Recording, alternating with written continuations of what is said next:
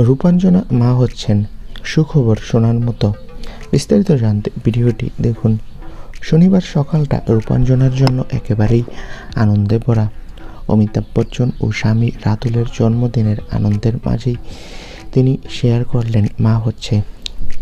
7 বছরের একত্রবাসের পরে এই খবরে যেন নতুন রং যোগ করলো তাদের জীবনে।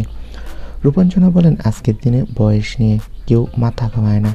বন্ধুত্ব ও বোঝাপড়ার সম্পর্কই স্থায়িত্বের চাবিকাঠি। রাতুলের সঙ্গে সেটা আমার পরিবারের ভীষণভাবে রয়েছে। শুটিং শেষ হওয়ার পর কেক কাটতে পারেননি, তবুও হাসি মুখে জানালেন, শনপাপড়ি খেয়ে মিষ্টিমুখ করেছি। এবার নতুন দায়িত্ব আসছে মা হওয়ার।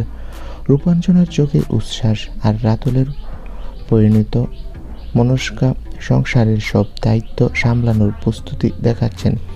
দুই পরিবার মিলেই এই সুখবর উদযাপন করবেন। মনে হচ্ছে এই অসমবয়সী প্রেম সত্যিই ফসল দিয়েছে। রূপাঞ্জনা মা হওয়ার রোমাঞ্চ আর ভালোবাসা এখন দুইজনের জীবনকে আরও মধুর করে তুলবে। তো বন্ধুরা, এ বিষয়ে তোমাদের মন্তব্য কি কমেন্ট করে জানাও। ধন্যবাদ।